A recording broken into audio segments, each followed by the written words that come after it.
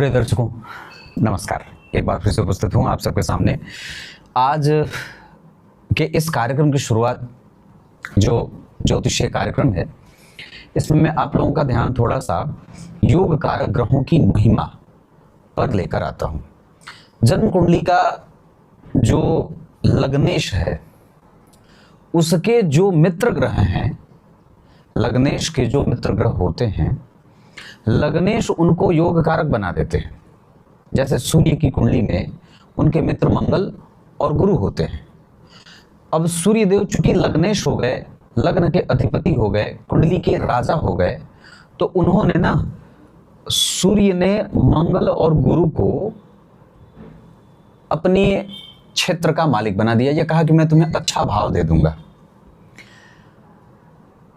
इसलिए कि जब कभी भी लग्नेश का परम मित्र, चूंकि योग कारक होता है, और अगर वो किसी भी तरीके से जन्म कुंडली के किसी पापी भाव के स्वामी के साथ भी संबंध बनाता है, तो वो योग कारक ग्रह के संपर्क मात्र से आने में, संपर्क मात्र में आ जाने से वो उस पापी भाव के स्वामी में भी शुभत्व की वृद्धि कर देने वाला होता है। संयोग संबंध मात्र से जुड़ जाते हो तब, ये पहली बात। अब इसमें एक बात और आती है कि योग कारक ग्रह जितना ज्यादा बलवान रहेगा, उतना ही वो पापी ग्रह के स्वामी को भी शुभ बनाता जाएगा।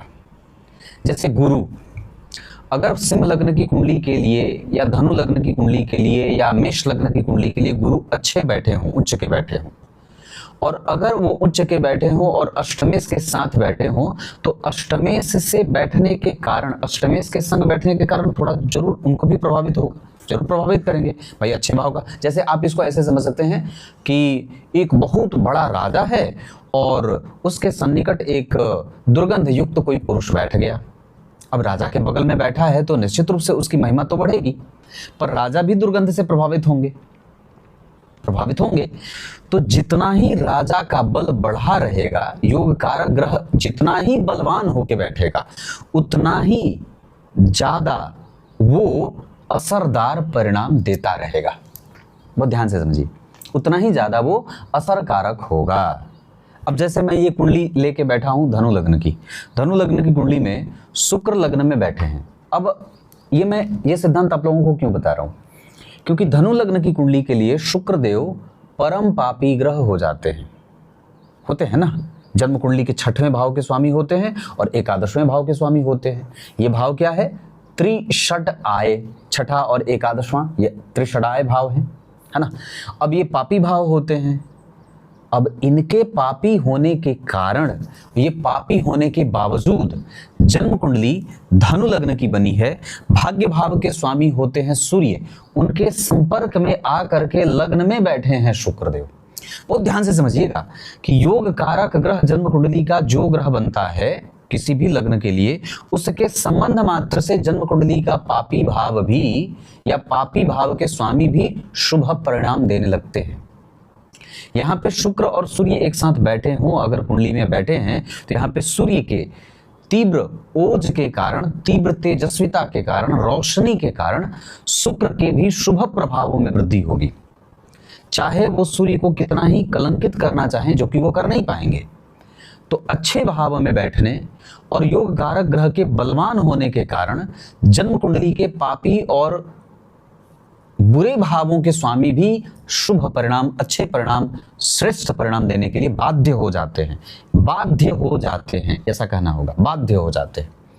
अब इसको और भी थोड़ा समझते हैं कि योग कारक ग्रह अगर मान लीजिए बहुत अच्छे भाव में बैठ गया, लग्न में बैठे हों, दशम में बैठे हों, नवम में बैठे हों, पंचम में बैठे हों, चतुर्थ, केंद्र और त्रिकोण में बैठे हों, और अगर वो अष्टम भाव में बैठ गए, 6वें में बैठ गए, 7वें में बैठ गए, 12वें में बैठ गए, तीसरे दूसरे में बैठ गए, अगर वो किसी अच्छे भाव में नहीं बैठेंगे, तो योग कारक ग्रह का बल उस पापी भाव के स्वामी के साथ बैठने के कारण अब डिग्रेडेशन में जाएगा, कमजोरी से परिणाम देगा। मतलब कहने का अर्थ क्या है कि अगर योग कारक के साथ किसी भी बुरे भाव का स्वामी केंद्र या त्रिकोण में बैठ करके संबंध करता हो तो योग कारक ग्रहों के प्रभाव में वृद्धि होगी और वो अशुभ ग्रह भी शुभ परिणाम देने को बाध्य हो जाएगा। लेकिन ऐसा कब नहीं होगा? जब वो तीसरे, आठवें, एकादशवें, 12वें, दूसरे, तीसरे या छठे भाव में बैठे हों, तब उनके प्रभावों में कमजोरी देखने को मिलेगी। मैं जो ये सूत्र आप लोगों को बता रहा हूं ये प्रत्येक लग्न की कुंडली पे घटित होगा। एक सिद्धांत और भी याद रखिए, ग्रह कहां बैठा है और कहां उच्च का हुआ है और कहां नीच का हुआ है, ये बहुत बहुत सूक्ष्म अन्वेषण करने में आपकी मदद करती है। अगर अष्टम भाव में ग्रह उच्च का हुआ है उतना वो परिणाम शुभ नहीं दे सकता जितना कि वो लग्न में या अन्य किसी भावों में उच्च का होकर के दे सकता है। बात है ना? इस वजह से ये सभी जो तथ्य होते हैं कुंडली में वो फलादेश करने के लिए बड़े ही मायने रखते हैं, बड़े सिद्ध होते हैं। और ज्योतिष जानकारी का विषय नहीं होता है, जानकारी के साथ साथ तपश्चर्या का विषय होता है, सुचिता का विषय होता है, धर्म पालन का विषय होता है, शास्त्रों को जानने का भी विषय होता है। जब तक आपका इन सब पर नियंत्रण न हो और कुंडली के प्रत्येक जो सूत्र होते हैं, जो सिद्धांत होते हैं, जब तक आप उसको एकदम टिप ऑन टिप आपके मुंह पर याद न हो तब तक फलादेश ऐसे सामान्य सिद्धांतों पे टिक करके रह जाता है जो बिल्कुल ही नजरअंदाज करने लायक होता है, जिस पे कभी ध्यान नहीं दिया जा सकता। क्योंकि सामान्यतः अब व्यक्ति के जीवन स्तर में बदलाव हुआ है, व्यक्ति की रणनीति बदली है, जीने का तरीका बदला है, धर्म को देखने का तरीका बदल गया है, परंपराओं के पालन करने के पद्धति और नियम में बदलाव आ गए हैं।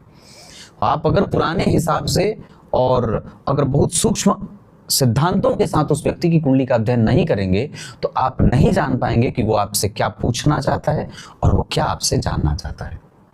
बात है ना? इस वजह से अब आइए यहाँ से अब कार्यक्रम की शुरुआत करते हैं। ये कार्यक्रम का वो हिस्सा था जो मैं आप लोगों को इस कार्यक्रम से जोड़ने के लिए बताता हूँ, इसे उपयोगी बनाने के लिए जोड़ता हूँ या कार्यक्रम में इसे हिस्से को रखता हूँ। अब यहाँ से कुंडली अध्ययन का कार्यक्रम शुरू होगा। अगर आप देखना चाहते हैं तो पूरा देख लीजिए, 40 मिनट का ये लगभग कार्यक्रम हो जाता है, 35-40 मिनट का, जिसमें आप कुंडली अध्ययन देखेंगे तो कुंडली समझने का तरीका समझ में आएगा। शुरू करते हैं आज का कार्यक्रम इनके पंचांग से। अब यहाँ से बात करते हैं। सबसे पहले पंचांग की अगर बात करूं तो जन्म हुआ है जातक का मार्गशीर्ष माह में। जो लोग मार्गशीर्ष माह में जन्मे होते हैं वो कभी कभी ऐसे सामान्यतः छोटे मोटे मतभेद दाम्पत्य में भी होता है, या कई बार उनकी जो अनुभवहीनता है लोगों को दिख जाती है, या कई बार वो किसी विशेष प्रभाव से प्रभावित होता है, जैसे तो कुतर्क भी करना, कई बार अपने आप को बहुत ज़्यादा एजुकेशन में रखना या समझना, अनुभवी समझना। मतलब ये जो चीज़ है कि है थोड़ा कम पर दिखा थोड़ा ज़्यादा रहे, हालांकि वो इस कुंडली में थोड़ा कम होगा, वो मैं आगे बताऊंगा क्यों, पर ये माह का प्रभाव है। उत्तरायण में सभी ग्रहों का बल बढ़ता है, विशेषतया शुभ ग्रहों का, गुरु, सूर्य, बुध, शुक्र, चंद्रमा, ये जो ग्रह हैं वो उत्तरायण में अपना संपूर्ण बल देने लगते हैं और इस वजह से इनका पक्ष जातक के लिए लाभदायक हो जाता है। सोमवार को जन्मे हैं, वार के अधिपति चंद्रमा जो अष्टम भाव के स्वामी होकर उच्च में होकर के व्यक्ति को राजनीतिक लाभ देने वाले या पति का सर्वस्व सुख प्राप्त करने वाला बना रहे हैं। आगे बढ़ के बात करेंगे, शुक्ल पक्ष की त्रयोदशी तिथि के चंद्रमा हैं जो जातक को धनवान हमेशा बना के रखते हैं, बड़े और ऊंचे लोगों से उसकी पहचान होती है। उच्च के चंद्रमा का भी यही इशारा होगा कि व्यक्ति साहसी होगा, निर्णय लेने में माहिर होता है, एक स्त्री के शरीर में पुरुषोचित गुणों को रखने वाला भी होता है। सोमवार शुक्ल पक्ष की त्रयोदशी तिथि, बड़ों का आदर करना, स्पष्ट होना, मन का गलत और बुरे विचारों से दूर रखना अपने आप को, और बेवजह की बातों में अपना दिमाग ना लगाना, बहुत सिद्ध बात करने वाला होता है। जहां मार्गशीर्ष माह में कुछ नेगेटिव परिणाम दिख रहे थे वहीं चंद्रमा आकर के इस बात को ठीक कर देते हैं। शुक्ल पक्ष के त्रयोदशी तिथि के चंद्रमा जो होते हैं वो व्यक्ति को बहुत धनवान बनाते हैं। सुंदर तो बनाते ही हैं, पंछियों का, चिड़ियों का, पशुओं का, जानवरों का, इन सब का प्रेमी होता है व्यक्ति, है ना। सुंदर दृश्य देखना, अच्छी जगह पे घूमना, शांति प्रिय होना, बहुत ज्यादा झगड़ा फसाद आदि में विश्वास न करना, इनको देखकर डर जाना, ये सब चीजें होती हैं। सुंदर होने के साथ कृतिका नक्षत्र, इस पे स्वामी अग्नि देवता का प्रभाव होता है। ओम अग्नये नमः इस मंत्र का जप करना चाहिए। सूर्य की जितनी पूजा हो जाए वो बहुत अच्छा रहेगा। आदित्य हृदय का पाठ, राम रक्षा स्तोत्र का पाठ कर सकते हैं, गीता जी के 11वें अध्याय का पाठ नियमित रूप से कर सकते हैं, गीत गोविंद का पाठ कर सकते हैं। कृतिका नक्षत्र ओम अग्नये नमः और कपास की जड़ अपने गले में धारण करें या भुजाओं में धारण करें। इसके साथ व्यक्ति को घुटनों से दर्द होता है, घुटनों में दर्द होता है, पेट में गैस बनता है या हड्डियों से संबंधित समस्या देखने को मिलती है, एग्रेशन भी थोड़ा बहुत रहता है। साध्य युग में जन्म होने से जो भी काम उसे देंगे वो साधेगा, अपनी जानकारी के हिसाब से वो काम करने वाला होता है। दूसरा कि वो किसी भी कार्य में सिद्ध हस्त होने की पूरी कोशिश करता है। वैश्य वर्ण और राक्षस गण होगा, जिसके कारण व्यक्ति में व्यवसायिक नेचर होता है, व्यक्ति व्यवसाय कर सकता है या उनके नाम पर व्यवसाय भी किया जा सकता है। वैश्य वर्ण और राक्षस गण के कारण कभी कभी व्यक्ति डिप्रेस फील करता है, मनोनुकूल परिणाम न मिलने पर उदास, हताश, निराश भी हो जाता है और आलस्य भी हावी हो, प्रमाद भी हावी होता है, कुंठा भी होती है, तृष्णा भी होती है ना। इस तरीके के मनोभाव जो एक मनुष्य के अंदर होते हैं वो सारे गुण यहाँ पे देखने को और दोषों के साथ उपस्थित हो जाए। इंद्रियों पर वश करने की आवश्यकता है। एक उम्र के बाद उसकी जो स्थिति है वो काम को लेकर के बड़ी ही तृप्त या शांत हो जाती है। धनु लग्न के बारे में अब थोड़ी सी चर्चा कर देते हैं। ये दार्शनिक लग्न है, द्विस्वाभाविक लग्न है। देवगुरु बृहस्पति की ये मूल त्रिकोण राशि है, अग्नि तत्व की ये राशि होती है। देवगुरु बृहस्पति आकाश तत्व के ग्रह होते हैं। विशालता इनका उपलक्षण लक्षण माना जाता है। शुद्ध और श्रेष्ठ लोगों से इनकी मैत्री होती है। राजनीति इनको बिल्कुल नहीं आती, पर राजनीतिज्ञों को ज्ञान देने वाली ये राशि है। देवगुरु बृहस्पति सिद्ध संत होते हैं, महात्मा होते हैं, और प्रवक्ता होते हैं, प्रोफेसर होते हैं, जज होते हैं, कानून की पढ़ाई करने वाले होते हैं। प्रोफेसर मैंने बताया। उसके बाद आप रेंटल प्रॉपर्टी, खुद का व्यवसाय, स्वतंत्र नियामक संस्था का मालिक, ऐसा किसी के खिलाफ कोई द्वेष नहीं, विद्वेषण का कोई भाव नहीं, चिरंतन सुखों की प्राप्ति, ईश्वर की समझ, परोपकार, दया, सहिष्णुता, धर्म पालन, कट्टरता और कट्टरता भी है। और ये सारे गुण जन्म कुंडली में धनु लग्न में देखने को मिलते हैं। शुद्ध और सात्विकता से युक्त होकर के जीवन जीना, परोपकार के गुण दिव्य भरे होते हैं। ब्राह्मणों का आदर, गायों को लेकर के चिंताओं में रहना, ब्राह्मणों से खूब अच्छे तरीके से बर्ताव करना, ये सारी बातें, गुरुजनों का आदर करना, मठ मंदिरों में जाना, दान पुण्य करना, ये सब इसके लक्षण हैं। धनु लग्न की कुंडली इन सभी चीजों से अगर प्रभावित नहीं है, इसका अर्थ है कि वो लग्न से कमजोर है। लग्न का मान जन्म कुंडली में 4 अंश का है। यहाँ हमें 6 अंश से नीचे का लग्न मिल रहा है लग्न मान। इस वजह से हमें यहाँ पे थोड़ा बहुत अपने निर्णय पे, जल्दबाजीपन पे या इमोशनली कनेक्शन पे सावधान होना होगा। शुक्रो 10 सहस्त्राणी बुद्धो 10 शतानि च। लग्न में शुक्र बैठे हैं, सूर्य लग्न में कारक होते हैं और शुक्र भी लग्न में मजबूत हो जाते हैं। सुंदरता, स्वाभिमान, आत्मविश्वास, नैतिकता, चिरंतन प्रभावों की तरफ जाना, उन्मुख होना, प्रणेता होना, और ये सारे जो दिव्य सात्विक गुणों से प्रभावित होता है व्यक्ति, क्योंकि सूर्य सात्विक ग्रह है ना, सात्विक ग्रह है। शुक्र राजसिक ग्रह है, शनि और राहु तामसिक ग्रह है। तो लग्न में सात्विक ग्रह सूर्य बैठ गए, जो थोड़ी बहुत चिंताएं धन को लेकर के देते हैं और छोटी छोटी बातों पे व्यक्ति कई बार बेवजह की चिंता भी कर लेता है। और शुक्र राजसिक ग्रह है, जो व्यक्ति को भोगों की तरफ लेके जाते हैं, एक्सपीरियंस देते हैं, बहुत सारा ज्ञान दे देते हैं, बहुत सारे विषयों को जानने की ललक व्यक्ति में होती है। माता पिता का बड़ा आदर करता है, उनके प्रति उसकी तीव्र उत्कंठा होती है, उनको अपने पास ही रख लूं, उनके पास ही बिठाऊं, समय बिताऊं, और मतलब सबको ऐसा वाला। तो ये सारी चीजें जन्म कुंडली में सूर्य और शुक्र के कारण। लग्न का मान कमजोर है, इस वजह से निर्णय लेना और अपने स्वास्थ्य में थोड़ा बहुत ध्यान देना होगा। हड्डियां कमजोर हो जाती हैं कई बार। और ये आपकी कुंडली का पंचांग है। अब यहाँ से मैं आगे बढ़ के बात करूंगा। तो चंद्रमा उच्च के अगर नहीं होते, गुरु से दृष्ट नहीं होते, तो कुंडली को कमजोरी मिल जाती। लेकिन एक पक्ष यहाँ पे ये है कि यहाँ जो आप नीच के गुरु को देख रहे हैं, यहाँ वो उच्च के हो जा रहे हैं, तो गुरु का नीच भंग हो जा रहा है। दशमांसा चक्र में वो नवमांस की भांति यहाँ पे भी मित्र की राशि में है। यहाँ पे उनको शनि देख रहे थे, मंगल की उच्च दृष्टि प्राप्त हो रही थी, लेकिन कहीं ना कहीं मंगल और शनि से प्रभावित होने के कारण, द्वितीय भाव में नीच के गुरु के कारण, केंद्र में किसी भी ग्रह के कारण उनका नीच भंग नहीं होने के कारण गुरु तत्व तो कमजोर हो रहा है, जिसके कारण व्यक्ति को कई बार संपत्ति इकट्ठा करने में या अपने पहचान के बल पे धन कमाने में भी थोड़ी बहुत मशक्कत होती है। गुरु के कारण कई बार वाणी कमजोर हो जाए या पैतृक संपत्ति से विषय लाभ प्राप्त बड़ा कम या ना के बराबर होता है। तो ये आपकी कुंडली का पंचांग है। अब यहाँ से मैं आगे बढ़कर के ग्रहों के अंशों से आपका परिचय करा देता हूँ। अब अगर ग्रह के अंश की बात करते हैं तो सबसे पहले सूर्य 8 अंश पे बैठेंगे मूल नक्षत्र में। चंद्रमा जन्म कुंडली में बैठे हैं 2 अंश पे, ये भी थोड़े कमजोर होंगे, डिग्री का बल कमजोर होने से दृष्टि का बल कमजोर होगा। मंगल जन्म कुंडली में 12 अंश पे हैं स्वाति नक्षत्र में तुला राशि में, इस वजह से इनका प्रभाव बढ़िया रहेगा और ये हर जगह अपना प्रभाव दिखाएंगे, जैसे वाणी भाव पे, पंचम भाव पे या छठे भाव पे चंद्र मंगल योग भी बनेगा और कई बार व्यक्ति को शत्रु से सुरक्षा करेंगे। उसके बाद बुधदेव जन्म कुंडली में बैठे हैं 18 अंश पे, ये भी बहुत उत्तम स्थिति में है, कहने की कोई बात नहीं है कि यहाँ पे ये अच्छे बैठ रहे हैं।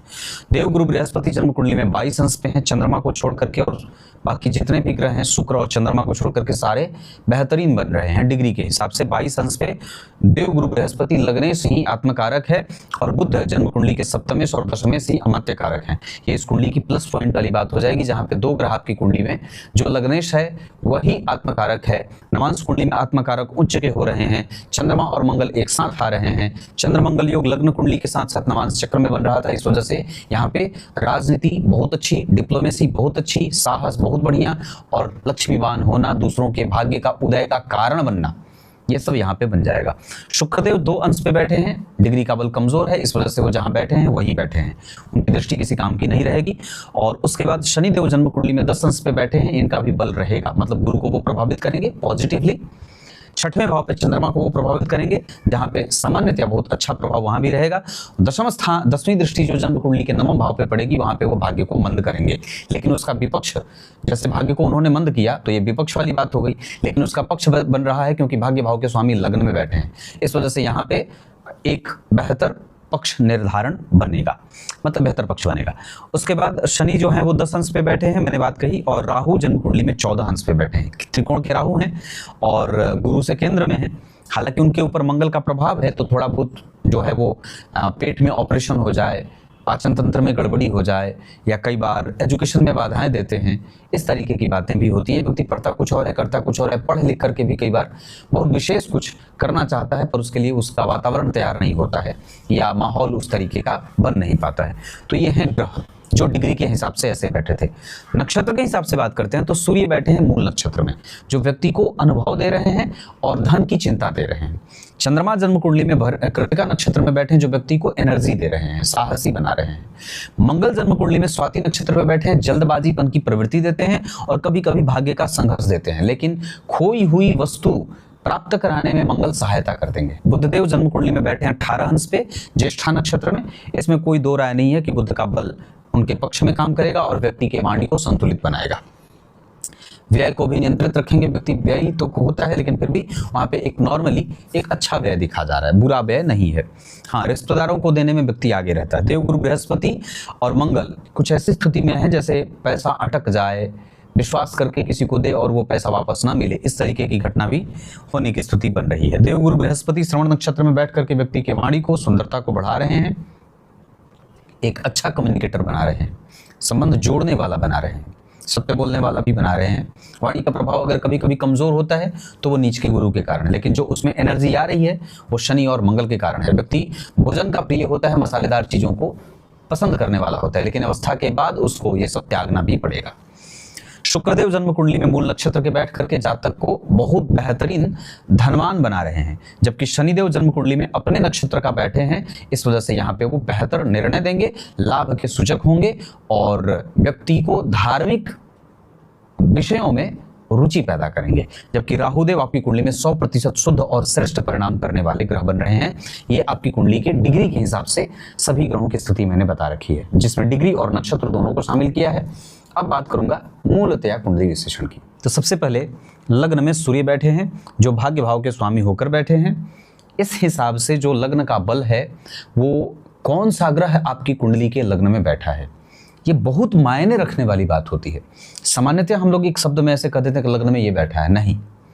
लग्न में जो ग्रह बैठा है वो एक नहीं कई सारे सिद्धांतों को आपके ऊपर कई बार आरोपित करता है और कई बार आपको लाभान्वित भी करता है। तो कई बार वो निगेटिव भी हो जाता है, जैसे नीच के शनि लग्न में बैठ जाएं, नीच के मंगल लग्न में बैठ जाएं, वैसे ही यहाँ पे धनु राशि की कुंडली बनी है और लग्न में सूर्य बैठे हैं, मित्र के साथ मित्रस्थ होकर के योग कारक स्थिति है, कारक भाव में बैठे हैं, लाभेश के साथ बैठे हैं। लग्न में शुक्र वैसे भी 10,000 दोषों का समन कर देते हैं, तो कुंडली में लग्न और लाभ का संबंध बना, कुंडली में भाग्य और लाभ का संबंध बना, और कुंडली में लग्न और पंचम का संबंध बना। इस तरीके के जो भी संबंध कुंडली में विकसित होते हैं, और खास करके अगर कुंडली के केंद्र के लग्न में, तो ये बहुत ही उत्तम पक्षों की बात हो जाती है। यहाँ आपको एक साथ बहुत सारा सुख मिल जाता है, जैसे धन का, जैसे प्रतिष्ठा का, सामाजिक लाभ का, व्यापार का, नौकरी का, अच्छी शिक्षा, नैतिकता, अच्छी आयु, श्रेष्ठ साधन, है ना, उत्तम संसाधन से व्यक्ति को युक्त होते देखा जाता है। तो जो कुल मिलाकर के एक पक्ष बना, वो कुंडली जातक के पक्ष में काम कर रही है। लग्न में लाभेश के बैठ जाने से व्यक्ति के अंदर महत्वाकांक्षा के गुण दिव्य हो जाते हैं। अब यहाँ पे सूर्य के साथ बैठे हैं, तो व्यक्ति अपनी महत्वाकांक्षा की पूर्ति के लिए किसी भी हद तक जाएगा, ऐसी कोई आवश्यकता नहीं है।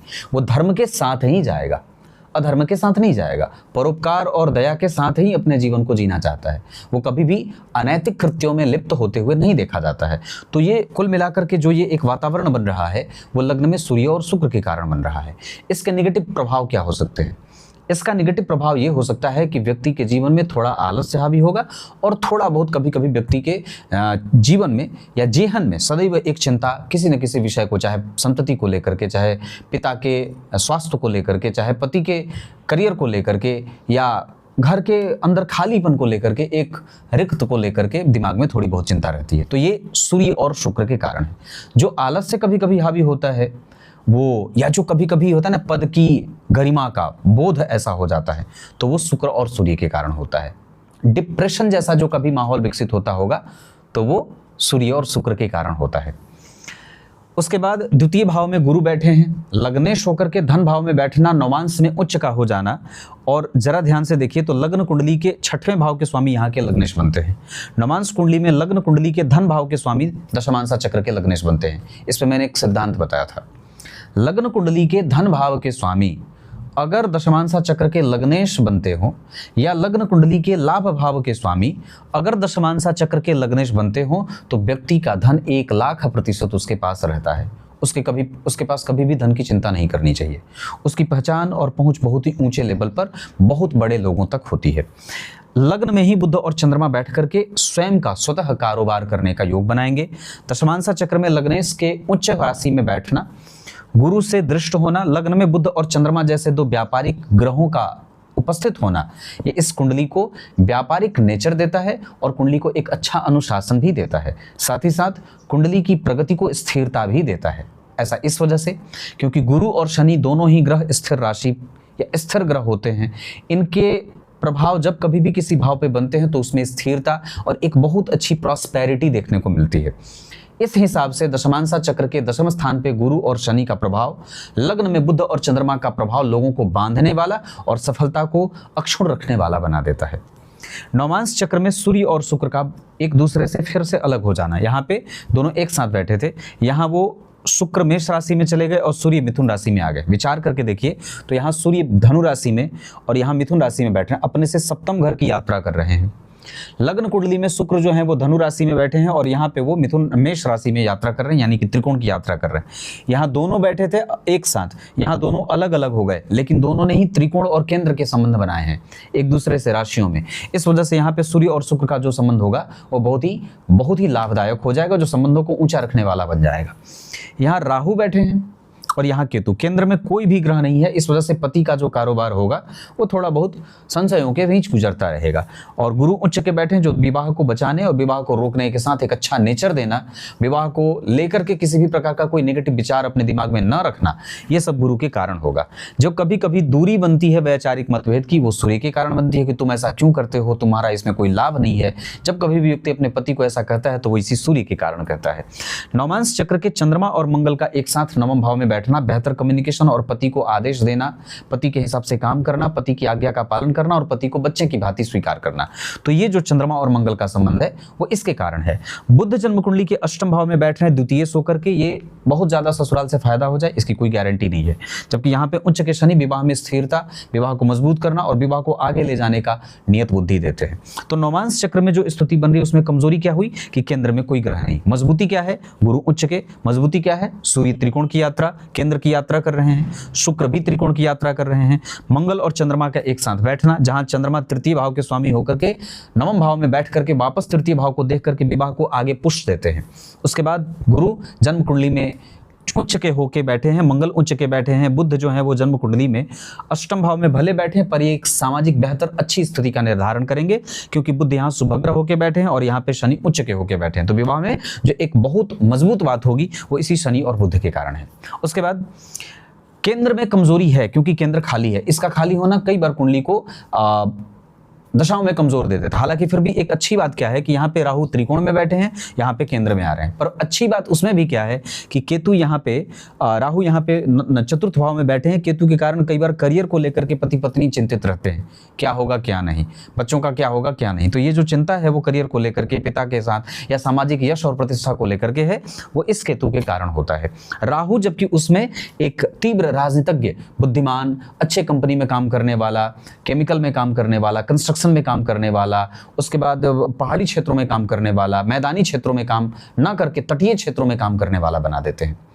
इस तरीके की बात होती है। दशमांसा चक्र में बहुत अच्छी स्थिति मुझे ये लग रही है, उच्च के शनि गुरु मित्रस्थ होकर के मित्र की राशि में, और साथ ही साथ जरा विचार करके देखें तो शनि और मंगल का कोई संबंध प्रत्यक्ष नहीं बन रहा है। इस वजह से कारोबार में बहुत ज्यादा चिंता नहीं है।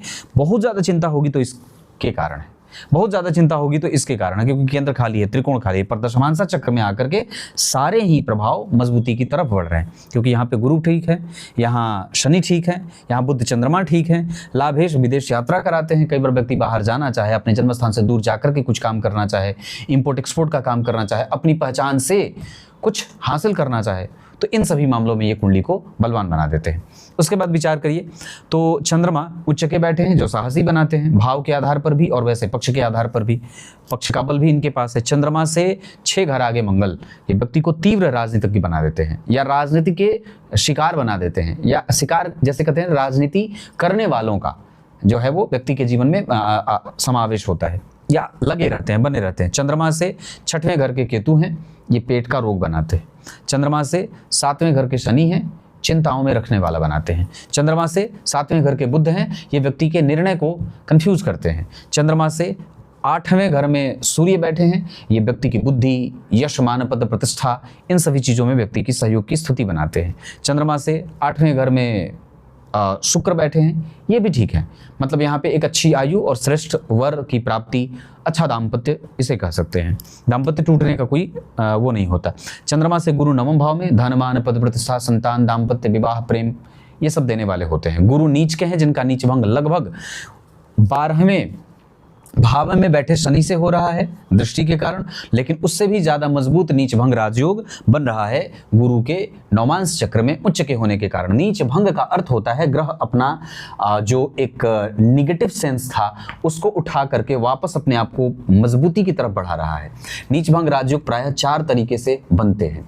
पहला, ग्रह उसे देख ले या केंद्र में दूसरा हो जाए, उसके बाद उसी के साथ कोई ग्रह बैठा हो जो उसका नीच भंग करने वाला हो, और चौथा दृष्टि का सबसे कम होता है, डिग्री वाला सबसे मजबूत नीच भंग राजयोग माना जाता है। बैठने वाला उससे ज्यादा, मतलब उससे कम सबसे ज्यादा डिग्री के हिसाब से, उसके बाद बैठने वाला, उसके बाद केंद्र में वाला, उसके बाद दृष्टि वाला। तो ऐसे करके नीच भंग किसी भी ग्रह का होता है। पर यहाँ पे गुरु का नीच भंग बहुत मजबूत नौमांस चक्र में उच्च के हो जाने से भी ग्रह का नीच भंग हो जाता है। तो यहाँ पे गुरु वापस से आपको री इन्वेंट करने का, वापस से आपको सकारात्मक निर्णयों में जाने का, खोई हुई वस्तु के प्राप्त करने का, इस तरीके का सुख देते हैं। वाणी पे संयम बरतने की आवश्यकता होगी। ये कुंडली अगर बात करते हैं तो आयु के मामले में बहुत अच्छी है। वाणी को ठीक करना होगा, संपत्ति को लेकर के कोई विवाद ना हो इसका ध्यान रखना होगा। मेहनत हम और बढ़ा सकते हैं, धर्म के प्रति रुचि और बढ़ा सकते हैं। नींद अच्छी लीजिए, पैतृक संपत्ति की सुरक्षा आवश्यक रूप से करनी होगी। अपने नाम पे संपत्ति इकट्ठा किया जा सकता है। माता का सुख इस कुंडली में सामान्यतः ठीक ठाक है। इसके अतिरिक्त इस कुंडली में नौकरी और व्यवसाय में या पेट पक्ष कमजोर है पंचम भाव के राहु के कारण, और नौकरी और व्यवसाय में नौकरी ज़्यादा अच्छी है, व्यवसाय नॉर्मली ठीक है, पति के लिए व्यवसाय ज़्यादा अच्छा होगा। सामान्यतः इस कुंडली का अष्टम भाव बहुत बलवान है, जिसके कारण व्यक्ति का रिसर्च और कंसंट्रेशन बहुत अच्छा है, किसी को भी दिमाग देगा तो वो बात लागू हो जाएगी। इसके कारण धर्म पक्ष, परोपकार, दया और सहिष्णुता ये बहुत अच्छे बने हैं। सामाजिक प्रतिष्ठा, बुढ़ापे की आयु बहुत अच्छी बनेगी, व्यक्ति ऋण में नहीं मरेगा, अपने समस्त जिम्मेदारियों का निर्वहन भी करेगा।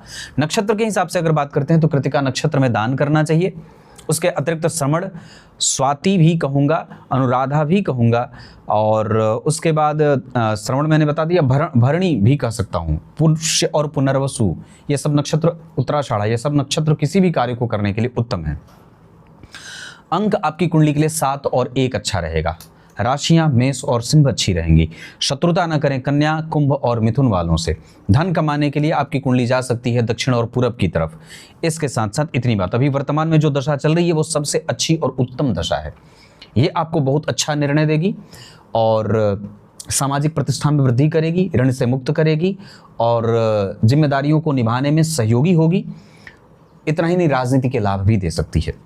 पद प्रतिष्ठा की वृद्धि भी गुरु की दशा में होगी, इसमें भी कोई दो राय नहीं है। गुरु की दशा में मैं समझता हूँ व्यापार बढ़ेगा, गुरु की दशा में सुख बढ़ेगा, गुरु की दशा में यात्रा होगी, गुरु की दशा में संतान को लाभ में देखने को मिल सकता है। दिन आपकी कुंडली के हिसाब से रविवार और गुरुवार का बहुत अच्छा रहेगा। रंग आपके लिए गेरुआ, लाल और पीला बहुत अच्छा है। धर्म पालन करके रखिए, वाणी से शत्रु मत बनाइए, पीपल के वृक्ष की परिक्रमा कीजिए, सूर्य को अर्घ दीजिए, साथ ही साथ अमावस्या को दान करिए। पूर्णिमा का व्रत भी किया जा सकता है और इस कुंडली के आधार पर किसी मंदिर में चटाई, कपूर, घी का डब्बा, चीनी, मीठा जल और उसके साथ लस्सी, छाछ आदि का दान किया करिए। ये आपको बहुत अच्छा रहेगा। रत्न के हिसाब से पुखराज आप सदैव धारण कर सकते हैं, ये आपके लिए रामबाण इलाज होगा। नित्य रामचरितमानस का पाठ अगर हो जाए तो ठीक है, अन्यथा गीता जी के 11वें अध्याय का पाठ आपके लिए बहुत सर्वोत्तम उपाय बन सकता है। स्वास्थ्य में हमें किस दशा में स्वास्थ्य का ध्यान रखना होगा तो मैं आपको बता दूं, हमें स्वास्थ्य में रखना है ध्यान गुरु में, बुध में। उसके बाद हमें स्वास्थ्य में ध्यान रखना होगा गुरु में, शनि में। उसके बाद हमें स्वास्थ्य में ध्यान रखना होगा गुरु में, राहु। ये दशाएं स्वास्थ्य को परेशान कर सकती हैं। इस गुरु में सूर्य में, गुरु में मंगल, गुरु में शनि, गुरु में शुक्र, ये सब दशाएं आपके भवन, भूमि, वाहन और राजनीतिक लाभ को देने वाले बनेंगे। ये गुरु की दशा आपकी कुंडली में बहुत अच्छी जाएगी। ये मेहनत कराने की दशा है, इसमें मेहनत करिए, आलस्य मत करिए। जितना ज़्यादा हो सके सामाजिक क्षेत्रों में और सामाजिक जो न्याय है लोगों को दिलाने का, उसमें आप सहभागी हो सकते हैं। इसके साथ साथ अगर बात करते हैं तो ये गुरु की दशा संतान के पक्ष के लिए भी ठीक होगी। शनि की दशा में संतान को लेकर के थोड़ी बहुत परेशानी आ सकती है। वैसे ये गुरु की दशा पिता के पक्ष के लिए भी थोड़ी बहुत कमजोरी दे सकती है, पिता या ससुर दोनों ही बात होगी। इतनी सारी बातें हैं। भवन, भूमि, वाहन के लिए ये दशा ठीक काम करेगी, संपत्ति के लिए भी ठीक काम करेगी। वाणी पे संयम बरतने की आवश्यकता, मैं ये बार बार बोल रहा हूँ। इतनी सारी बातें। सूर्य 50% का परिणाम करेंगे, चंद्रमा को ठीक करना है नियमित दिनचर्या का पालन करके। मंगल आपके लिए बहुत अच्छे हैं, बुध और गुरु भी 50% का परिणाम करेंगे। शुक्रदेव 25% का परिणाम कर रहे हैं। मंदिर देवी मैया का दर्शन नित्य किया करिए। शनिदेव को ठीक करने के लिए अनुशासन का पालन करें। कर्म के बाद प्रत्यक्षतया फल की चिंता बिल्कुल ना करें। राहु और केतु भी आपको देने वाले बन रहे हैं, बल्कि ये तो आपको मार्ग भी दे रहे हैं। राहु और केतु ही आपको ये बता रहे हैं कि देखो इस दिशा में ऐसे बढ़ना है। तो ये जो पूरी बात है वो राहु और केतु में बनेगी। क्लियर है? कुछ इसी तरीके से आज के इस कार्यक्रम का समापन करते हैं। तब तक के लिए इजाजत दीजिए। कल एक नई कुंडली के साथ उपस्थित होऊंगा। तब तक के लिए बहुत बहुत नमस्कार।